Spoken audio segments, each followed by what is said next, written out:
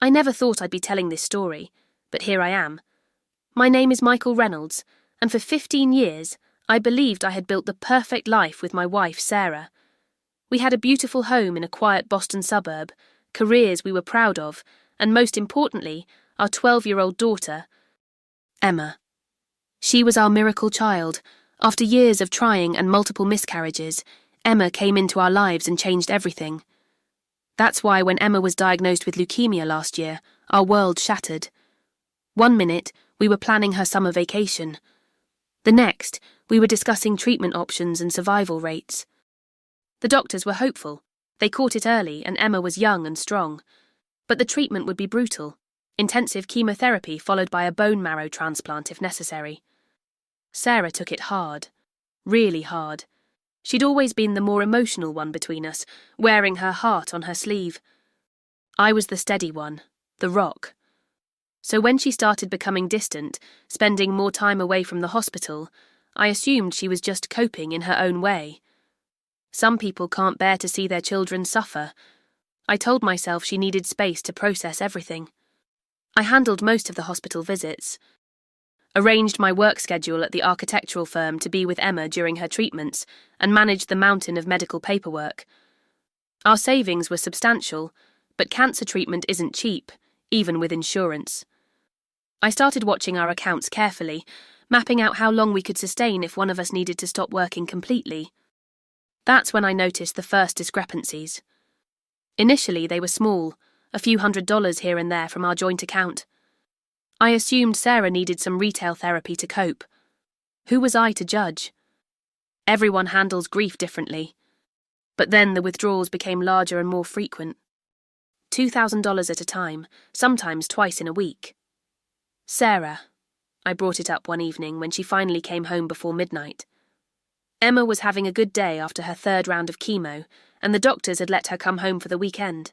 She was asleep upstairs. I noticed some large withdrawals from our account. Is everything okay? She didn't meet my eyes, focusing instead on removing her earrings, expensive ones I didn't recognize. Just some expenses. Medical bills. You know how it is. But I did know how it was.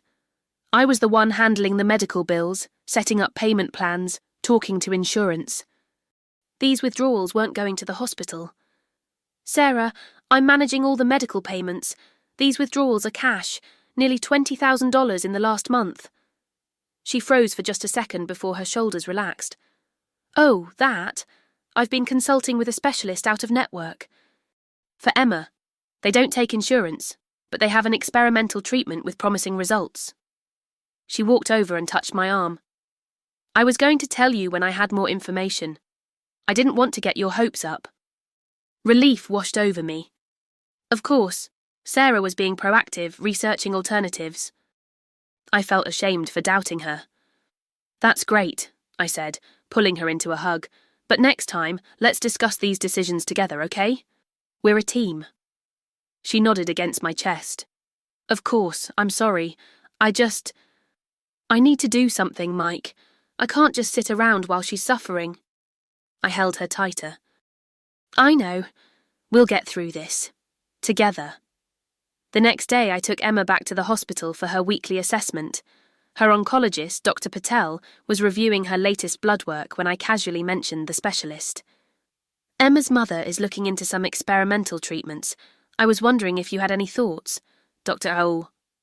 Patel looked confused. Mrs. Reynolds hasn't discussed any experimental treatments with me. What's the doctor's name? I'd be happy to review their approach. A knot formed in my stomach. I don't actually have their name. Sarah's been handling it. Well, I'd strongly advise consulting with me before pursuing anything experimental. Emma's responding well to the standard protocol. Experimental treatments often have unpredictable side effects that could complicate her current therapy. I nodded, but my mind was racing. Why would Sarah lie about something like this? That afternoon, while Emma was napping after her treatment, I called Sarah's office. Her assistant, Julie, had always been friendly with me. Hi, Julie, it's Mike Reynolds. Is Sarah available? There was an awkward pause. Mike, I thought you knew. Sarah took a leave of absence about 2 months ago, after Emma's diagnosis. My heart started pounding. A leave of absence. She goes to work every day. Another pause. Longer this time. I'm sorry, Mike. I haven't seen her in the office since March. I thanked her and hung up, feeling like I'd been punched in the gut. Where was Sarah going every day? And what was she doing with our money? I didn't confront her immediately. Maybe there was an explanation. Maybe she had switched departments or was working remotely. I needed to be sure before making accusations. The last thing our family needed was more stress. So I did something I never thought I'd do. I hired a private investigator. Tom Briggs was a former police detective who specialised in discreet domestic cases. I felt dirty meeting him in a coffee shop 3 blocks from the hospital while Emma was having tests. I just need to know where the money's going, I explained, sliding an envelope with his retainer across the table. Maybe she's gambling or got caught up in some investment scheme. I don't care about anything else. I just need to protect our finances for our daughter's treatment. Tom nodded, his weathered face expressionless. I understand. I'll be discreet. You'll have answers within a week. That week was the longest of my life. I went through the motions, work, hospital, home, while carrying this terrible secret. Sarah continued her pattern, leaving early, coming home late, being vague about her whereabouts. She visited Emma less and less, always with excuses about meetings or deadlines. Emma noticed. Why doesn't Mum come see me much anymore? She asked one evening as I was reading to her in the hospital room. Her once thick brown hair was completely gone now, her small body swallowed by the hospital gown. But her eyes, those were still all Emma, curious and perceptive. Mum's really busy with work, sweetie. She's trying to make sure we have everything we need to get you better. Emma studied my face. Even at 12, she was too smart to be fooled completely. Are you guys fighting? No, honey, I lied, hating myself for it. Everything's fine. Mum just has a different way of handling tough situations. She seemed to accept this, turning her attention back to the book. I hope she's okay. Sometimes she looks sad when she thinks I'm not watching. My heart broke a little more. Even sick, Emma was worried about her mother. 3 days later, Tom called. I have what you asked for, but you're not going to like it. We met in the same coffee shop. This time, Tom brought a manila envelope. Before I show you this, I want you to think about what you're going to do afterward. Don't make any rash decisions. I nodded, though my hands were shaking as I took the envelope. Inside were photos, receipts, and a typed report. The photos showed Sarah at restaurants, at bars, shopping at high-end boutiques. But she wasn't alone. In every photo, she was with the same man, tall, expensive suit, about our age. In some, they were holding hands. In others, they were kissing. The receipts were worse. Charges for luxury hotels, jewellery stores, designer clothing, a down payment on a Mercedes convertible, first-class tickets to Cancun for the following month, when Emma was scheduled for another round of chemo. His name is Richard Dawson, Tom explained quietly.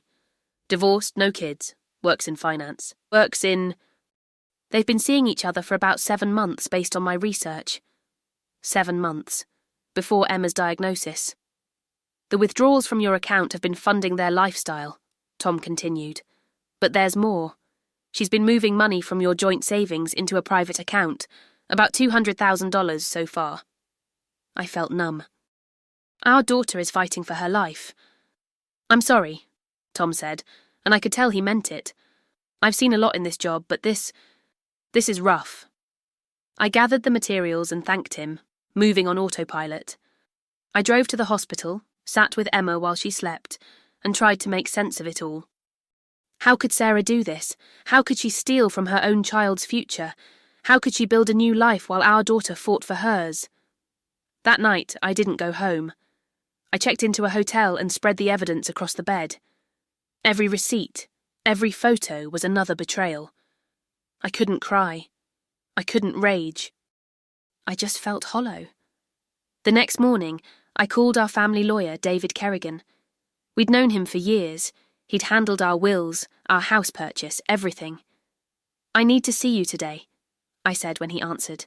It's urgent. 3 hours later, I was in his office, the evidence laid out before him. David's expression grew darker with each document he examined.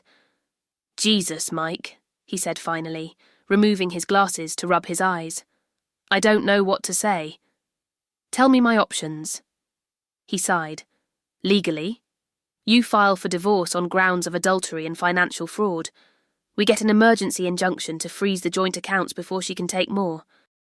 We document everything for the divorce proceedings." He paused. "But Mike, with Emma's condition, the stress of a divorce—" "I know." The thought of putting Emma through more trauma was unbearable, but so was watching our safety net disappear while she needed it most. "What would you do, David?" "If it were your child?" He looked at me for a long moment. "I'd protect my kid, whatever it takes." I nodded. "File the papers, freeze the accounts, but keep it quiet for now. I need to figure out how to tell Emma." That night, I went home for the first time in 2 days. Sarah was there, cooking dinner like nothing was wrong. She smiled when I walked in, the same smile I'd fallen in love with 15 years ago. "Hey, stranger," she said. "I was getting worried. Emma okay?" It was surreal, watching her pretend to care. "She's stable. They're adjusting her medication." "Good, good." She turned back to the stove.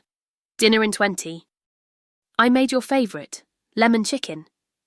I stood there, wondering if I should confront her now or wait for the legal pieces to be in place. The decision was made for me when her phone buzzed on the counter. She lunged for it, but I was closer. The message preview was visible on the screen. "Can't wait for next week. Just us on the beach for 7 days. No more sneaking around. Ah." Our eyes met, and I saw the moment she realised it was over. "Mike," she started, "it's not what you— Stop." My voice was steady, which surprised me. "I know everything, Sarah. The affair, the money, all of it." She didn't deny it. She didn't cry. She just straightened her shoulders and said, "You don't understand what it's been like for me. What it's been like for you." The calm was gone now, replaced by a fury I'd never felt before.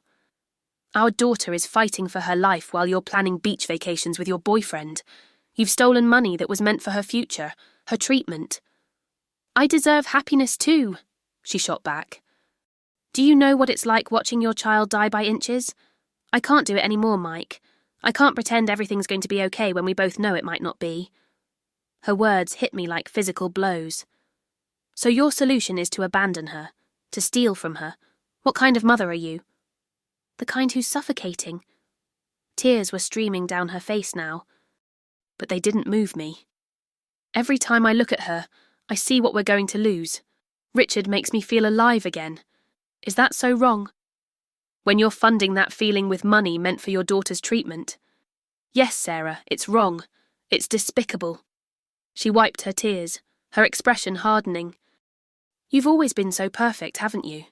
Saint Michael, the devoted father. You have no idea what it's like to be me. You're right. I don't know what it's like to betray everyone who loves me." I walked to the door. "The accounts are frozen. I filed for divorce. You have until tomorrow to pack your things and get out of this house." "You can't do that. This is my home too." "Actually, I can. The house is in my name. Remember when we refinanced last year? And the evidence of your financial fraud is overwhelming. You can fight it in court if you want, but you'll lose, and it'll get very public very fast." Her face went pale. Sarah had always cared deeply about appearances. "Where am I supposed to go?" "I don't care. Ask Richard. I'm sure he'll be thrilled to have you move in." I opened the door. "I'm going back to our daughter, something you might consider doing while she still remembers who you are." I left her standing there, mouth open in shock. In the car, the adrenaline wore off, and I began shaking so hard I had to pull over. What had just happened? How had our life together unravelled so completely? I spent that night in Emma's hospital room, watching her sleep, trying to figure out how to tell her that her mother had betrayed us both. But when morning came, I still had no words. Emma woke up with better colour in her cheeks than she'd had in weeks. "Morning, Dad," she yawned. "You look terrible." Despite everything, I smiled. "Thanks, kiddo. Rough night." She scooted over in the bed and patted the space beside her. I sat down, and she leaned against me like she used to do when she was little. "Is it Mum?" My heart skipped. "What do you mean?" She sighed, suddenly sounding much older than 12. "I'm sick, Dad, not stupid. Mum hasn't been here in days. She barely calls, and you look like someone died." I put my arm around her thin shoulders, choosing my words carefully. "Emma, sometimes adults make mistakes. Big mistakes. Your mum, she's made some choices that have hurt our family. Is she with that man, the one who calls her all the time?" I stared at her, stunned. "You know about him?" Emma nodded. "I saw his name on her phone a few months ago. She said he was from work, but she acted weird about it. And sometimes when she visits, she smells like different cologne." She wrinkled her nose. "Too much cologne." I didn't know whether to laugh or cry. "You're too observant for your own good, you know that? So it's true, she's leaving us for him." The direct question deserved a direct answer. "Yes." "And there's more. She's taken money that was meant for your treatment and our family's future." Emma was quiet for a long time. When she finally spoke, her voice was small. "Does she not love me anymore? Is it because I got sick?" "No, honey, no." I held her as tightly as I dared, mindful of her IV lines. "This is not about you. Your mum is... She's lost right now. She's making terrible decisions, but none of this is your fault. Not one bit." She started crying then, silent tears that broke what was left of my heart. I rocked her gently, promising that I would never leave, that we would get through this together, that she would get better. Later that day, Dr. Patel pulled me aside with unexpected good news. Emma's latest blood work showed significant improvement. If the trend continued, she might be eligible for a less intensive treatment protocol. "It's not a guarantee," Dr. Patel cautioned, "but it's the best news we've had since diagnosis. She's fighting hard." Just like her father, I thought. When I returned to the house that evening, Sarah was gone. She'd taken her clothes, her personal items, and, I discovered later, several pieces of jewellery that had belonged to my mother. But she'd left something unexpected on the kitchen counter. A handwritten note and a cheque for $150,000. The note was brief. "For Emma's treatment, I'm not a monster, whatever you think of me. I never meant for any of this to happen. I'll sign whatever you need for the divorce. Just don't turn our daughter against me." I stared at the cheque, emotions warring inside me. It was a fraction of what she'd taken, but it would help with Emma's medical bills. Was it blood money? A peace offering? A down payment on absolution she didn't deserve? In the end, I deposited it in a new account earmarked exclusively for Emma's care. Sarah's guilt wasn't my concern. Emma's well-being was all that mattered now. The next few weeks passed in a blur of legal meetings, hospital visits, and sleepless nights. Sarah moved in with Richard, as expected. She tried calling Emma a few times, but the conversations were awkward and brief. Emma was polite but distant, protecting herself in the only way she knew how.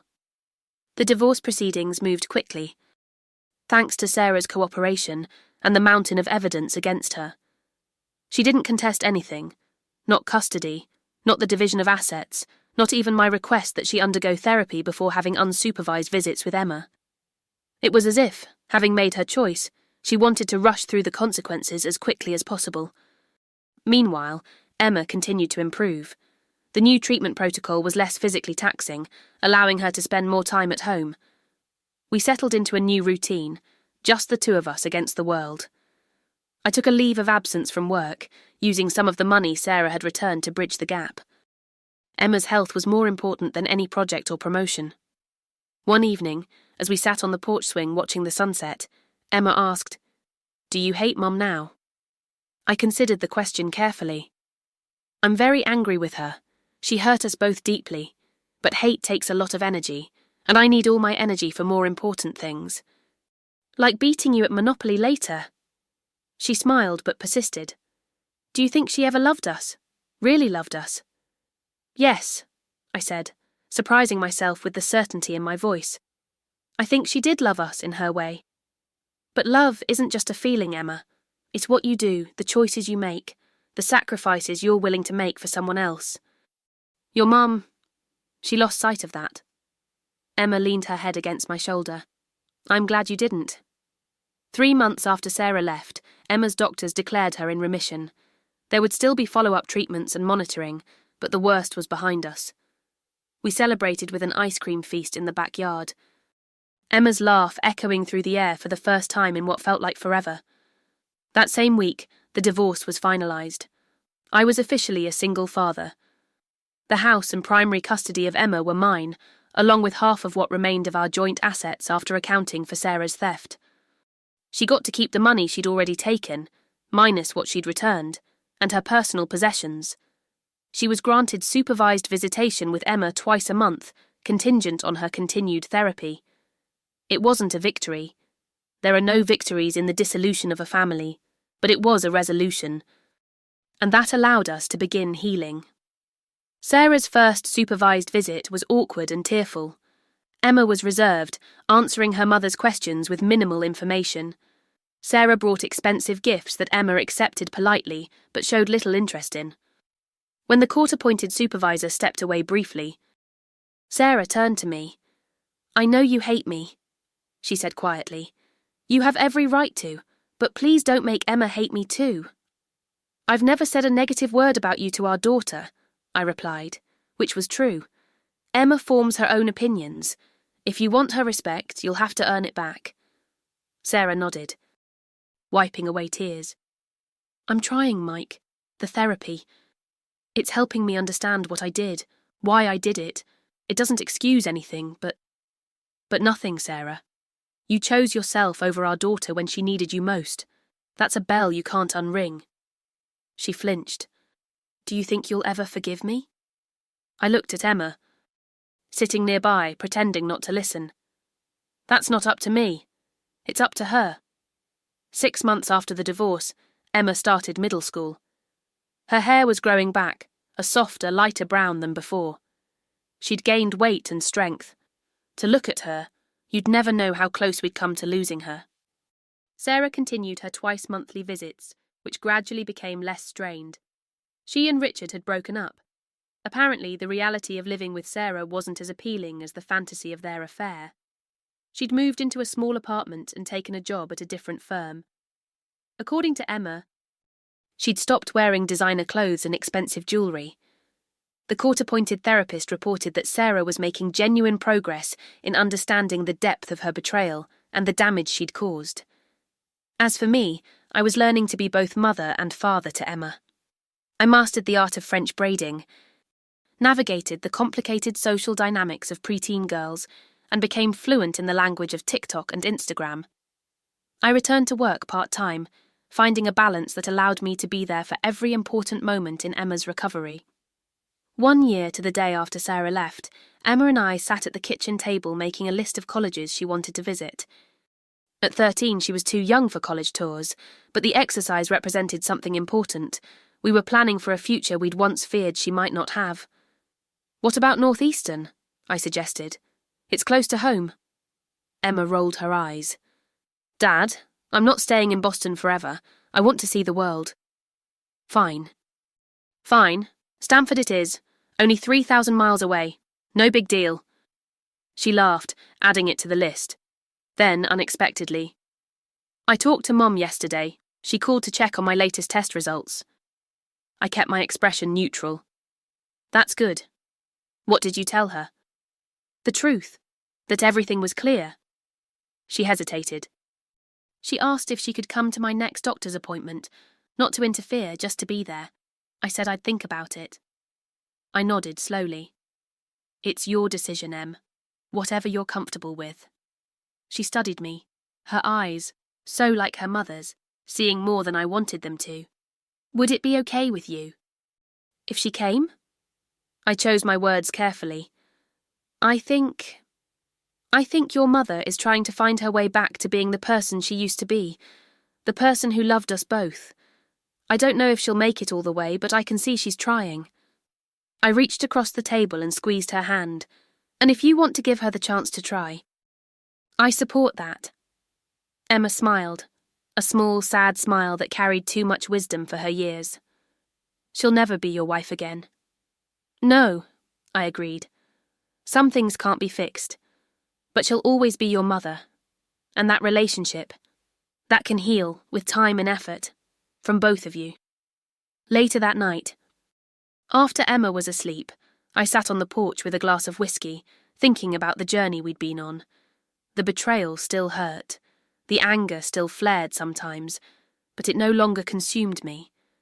Emma was alive and thriving. We had a home, stability, and each other. Sarah was working to become someone worthy of her daughter's love again. And I was learning that strength comes in many forms. Sometimes it's standing firm in the face of betrayal. Sometimes it's offering forgiveness, not because it's deserved, but because holding on to resentment takes too much from your own soul. As I watched the stars appear one by one in the darkening sky, I made a silent promise to Emma. Whatever came next, whatever challenges we faced, she would never doubt her worth or question my love. The worst was behind us. And ahead, a lifetime of possibilities for both of us. The next morning, I drove Emma to school, just like any other day. But as she climbed out of the car, backpack slung over one shoulder, she paused. Dad, I've been thinking about what you said last night, about Mum trying to find her way back. What about it? I think I want to help her find it. Not for her, but for me. I need to know if my mum is still in there somewhere. I nodded, throat tight with sudden emotion. That's very brave, Emma. She shrugged, trying for nonchalance but not quite achieving it. Well, I am your daughter. Yes, I thought as I watched her walk into school, head high, shoulders back. Yes, you are.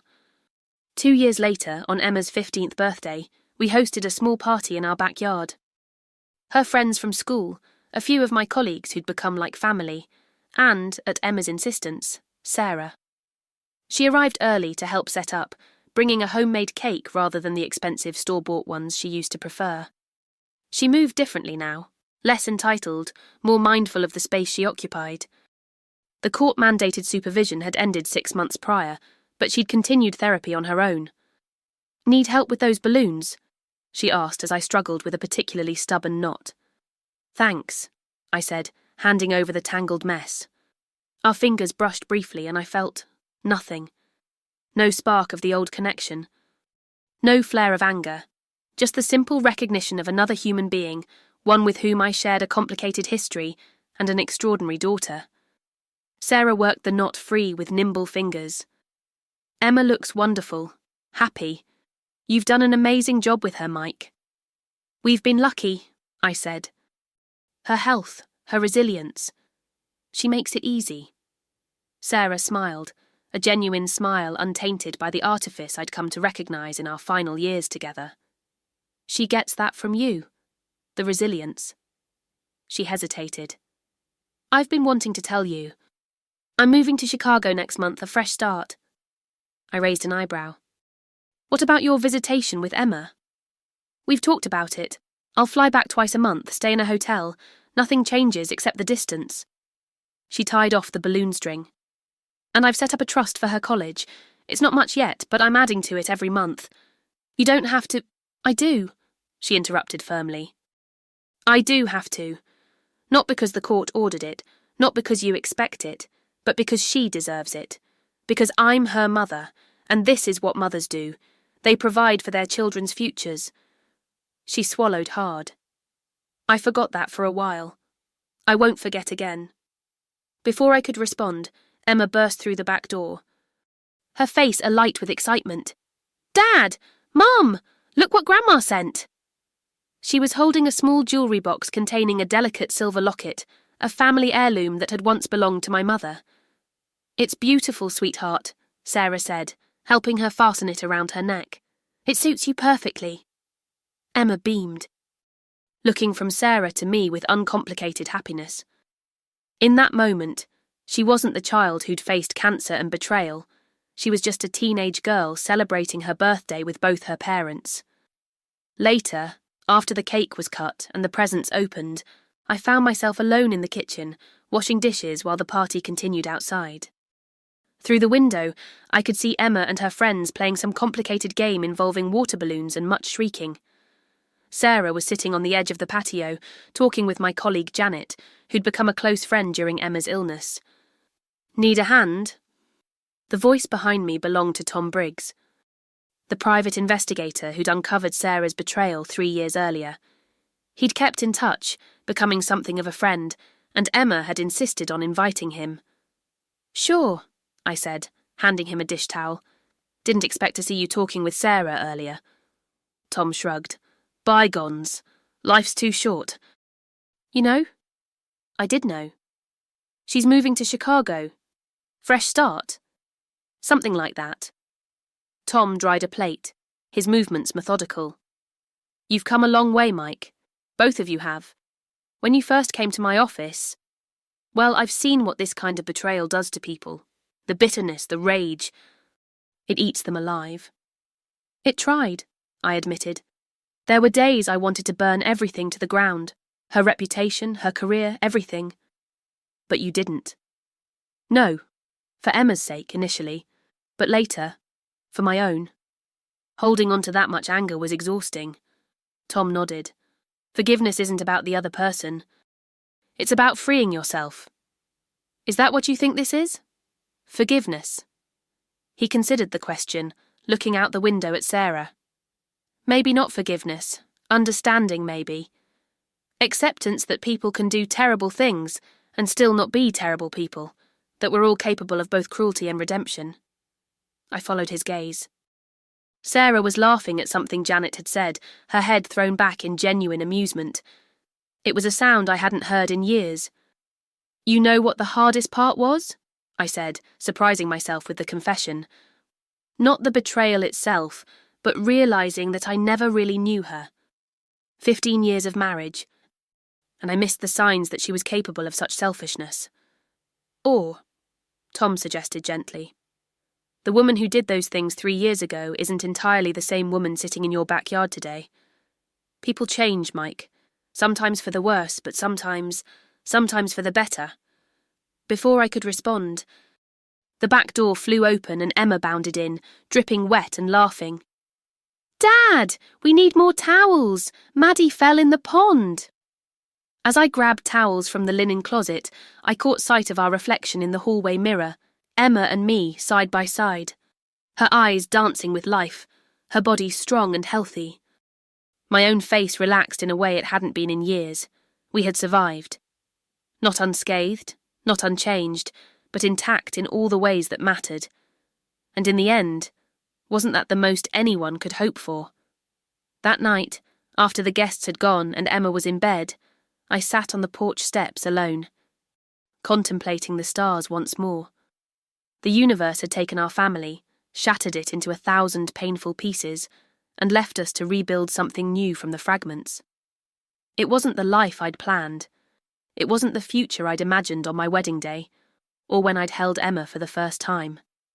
But it was our life, imperfect, scarred and unfinished, and somehow, against all odds, it was enough. 3 years after Sarah's betrayal, I find myself in a place I never expected, at peace. Not because what happened didn't matter, but because I refused to let it define the rest of our lives. Emma is healthy, thriving in school, looking toward a future bright with possibility. Sarah is working to be worthy of her daughter's love again, one day at a time.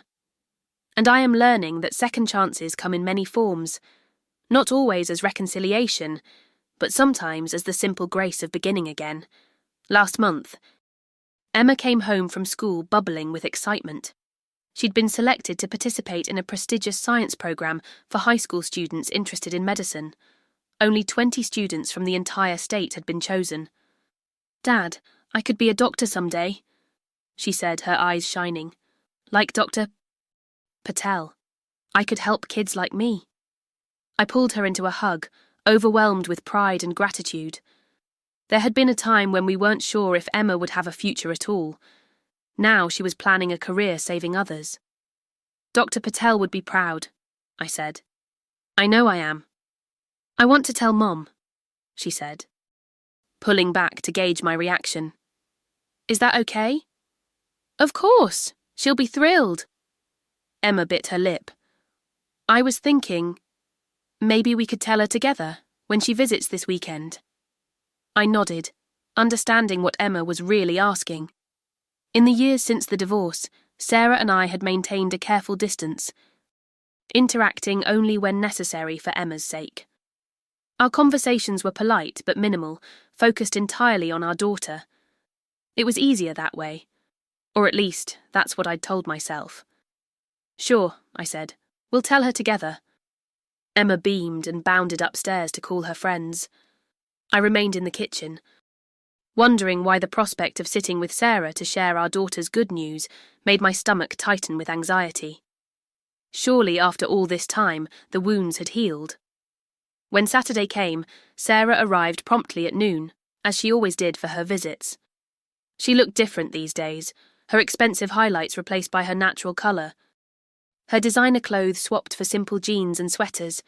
She'd embraced a simpler life in Chicago, working for a non-profit that helped families of children with cancer.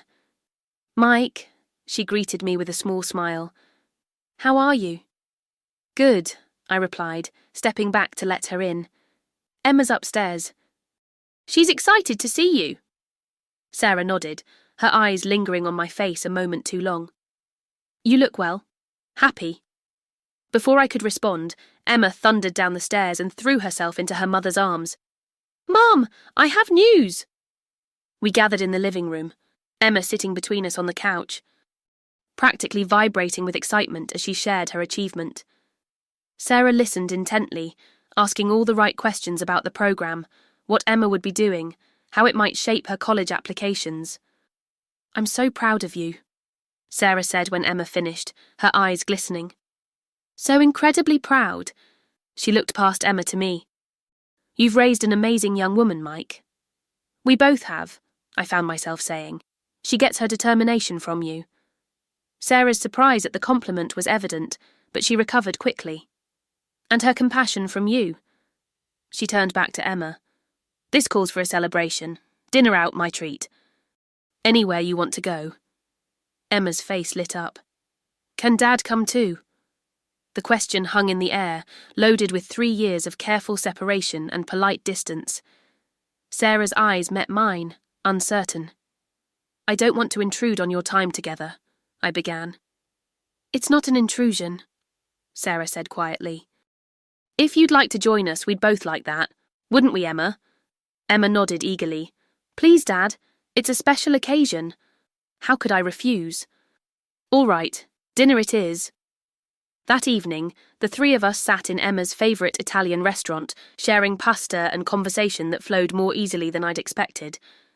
We talked about Emma's programme, about my recent promotion at work, about Sarah's new life in Chicago.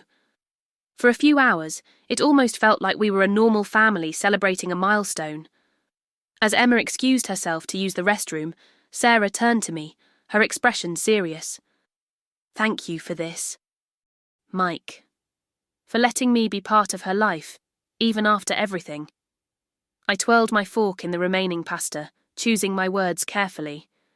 She needs you. She always has. But you didn't have to make it easy for me to be there for her. You could have turned her against me. Many men would have. I looked up, meeting her gaze directly. Is that what you think of me? That I'd use our daughter as a weapon against you? She shook her head quickly. No, that's my point. You're a better person than I was, than I am. I don't believe that, I said, surprising myself with the realization that I meant it. You made terrible choices. Sarah. But you've spent the last 3 years trying to make amends. That counts for something. She blinked rapidly, fighting tears.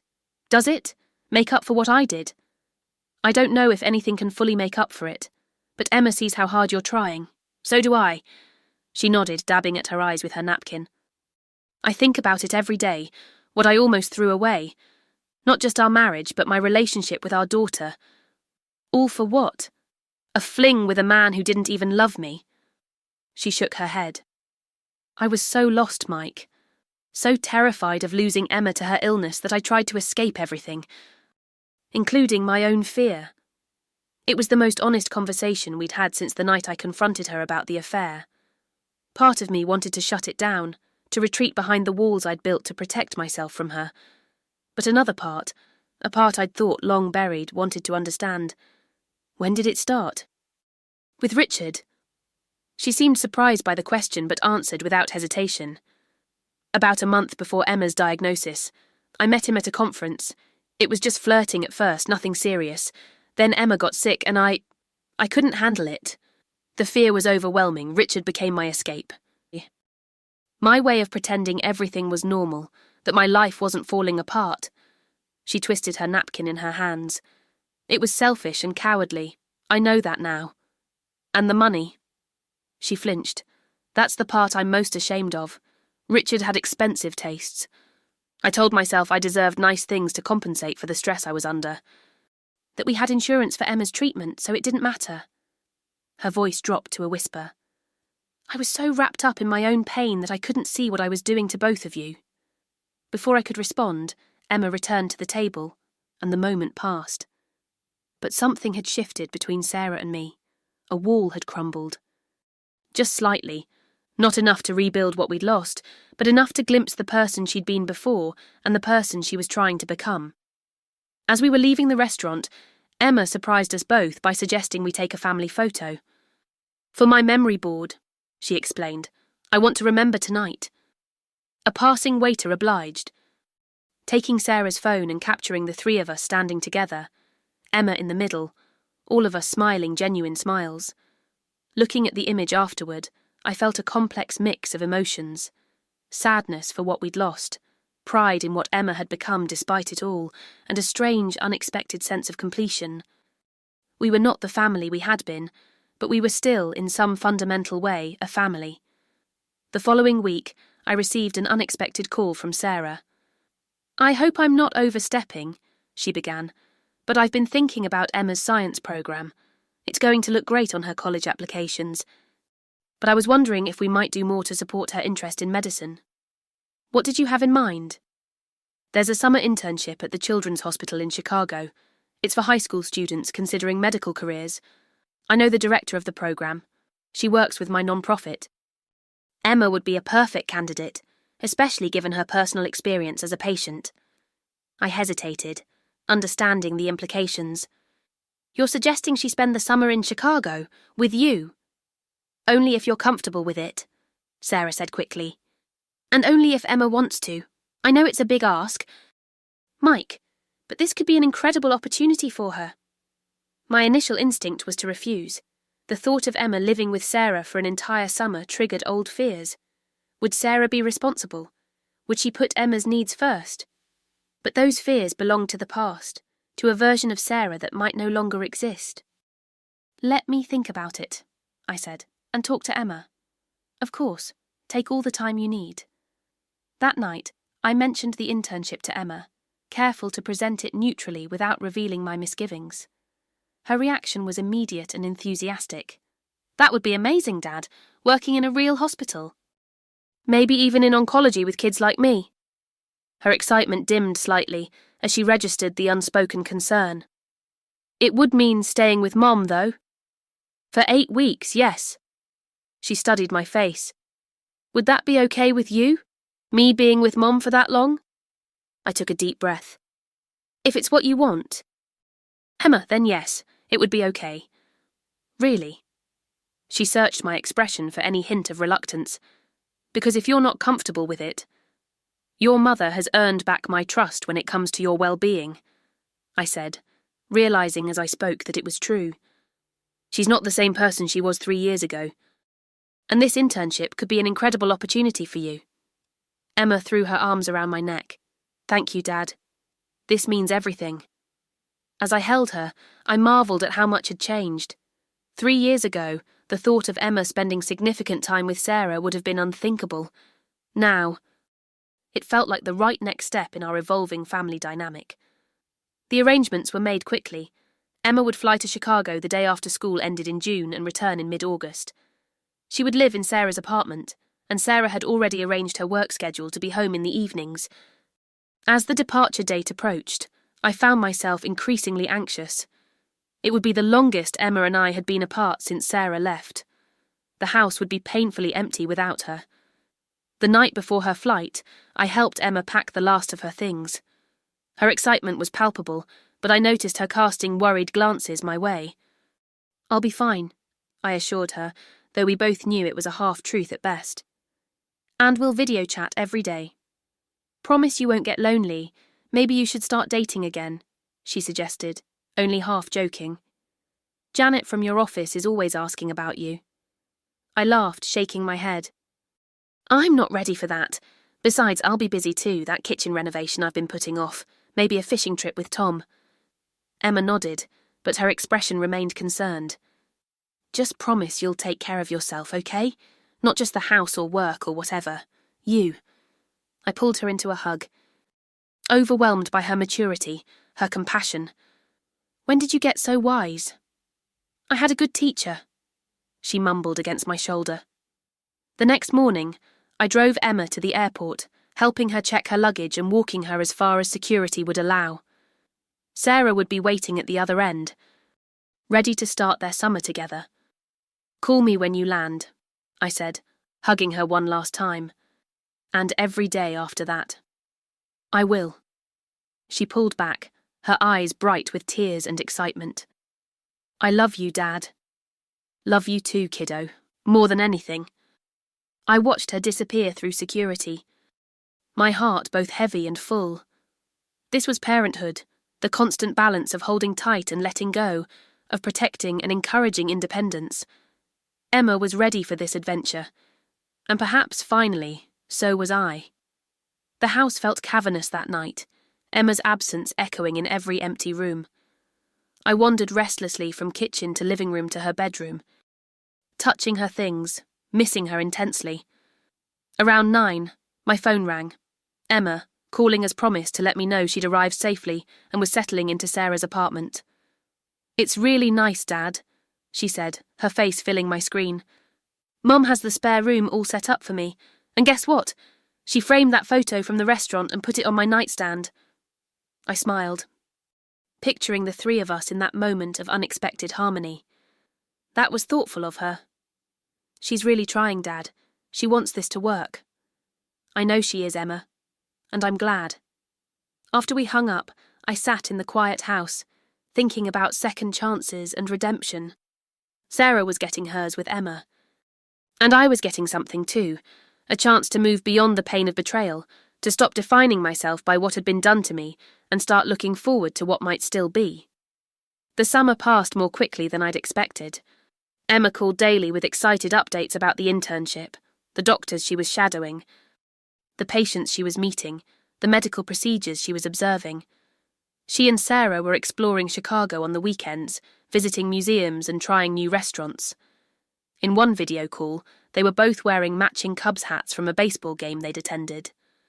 "Mum's actually a lot of fun when she relaxes," Emma confided during one of our calls. "Different from how she used to be." I could hear it in her voice. She was falling in love with her mother again, rediscovering the woman Sarah had been before fear and selfishness had overtaken her. It was what I'd hoped for, what Emma deserved, but it stirred complicated feelings I hadn't anticipated. Meanwhile, I threw myself into the kitchen renovation, demolishing cabinets and installing new countertops with a single-minded focus that left little room for brooding. Tom came over most weekends to help, bringing beer and a level-headed perspective that kept me grounded. "You're doing the right thing," he assured me one evening as we admired our handiwork. Letting Emma build a relationship with Sarah again, not many guys would be big enough for that.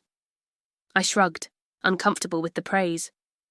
Emma needs her mother, the good version of her mother anyway. Tom studied me over his beer. "And what do you need, Mike? Have you thought about that at all?" The question caught me off guard. "What do you mean?" "I mean you've spent the last 3 years focused entirely on Emma, her health, her happiness, her relationship with her mother. That's admirable. But what about you? What makes Mike Reynolds happy these days?" I didn't have an answer. The truth was, I'd been so consumed with being Emma's father, with helping her heal both physically and emotionally, that I'd put my own life on indefinite hold. "I don't know," I admitted finally. I haven't really thought about it. Tom nodded, unsurprised. Maybe it's time you did. Emma's growing up. She'll be off to college in a few years. What then? The question lingered long after Tom left. What then, indeed? Who was I beyond Emma's father, Sarah's ex-husband? What did I want for myself, separate from my roles and responsibilities to others?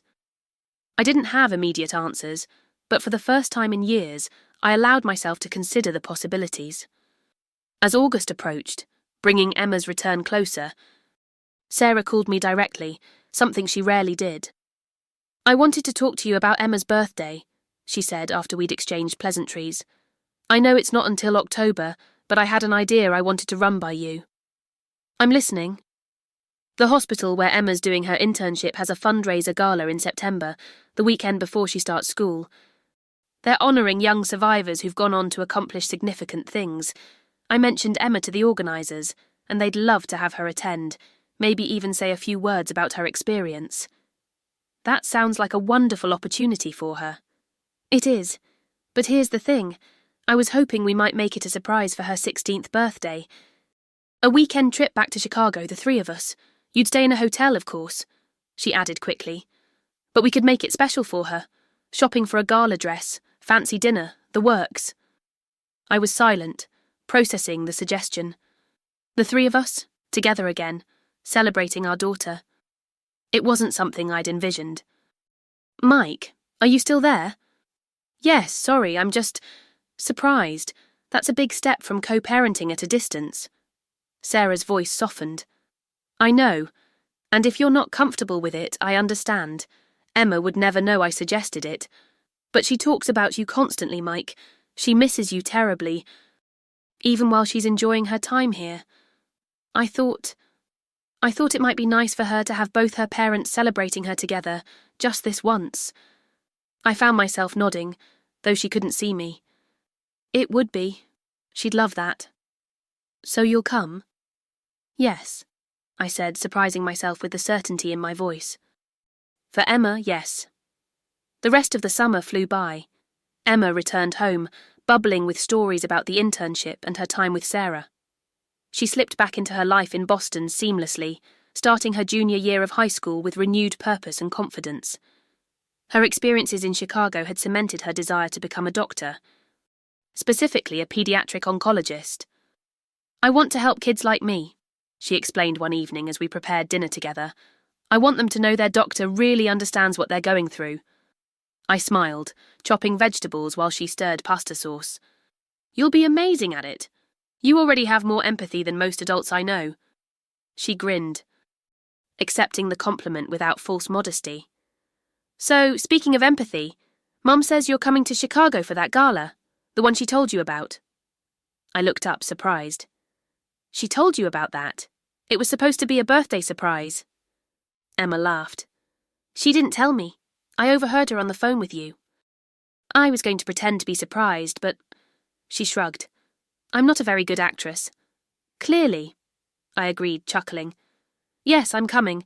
Your mum thought it would be nice for you to have both of us there to celebrate. Emma stirred the sauce thoughtfully. It will be, but it's not just for me. Is it? I mean, you and Mum seem different with each other lately, less tense. I considered denying it, sticking to the story that this was solely about Emma's birthday, but she deserved more honesty than that. I think we are different with each other, I acknowledged. Time changes people. Heals wounds, and your mother has worked hard to make amends for the pain she caused. Emma nodded, absorbing this.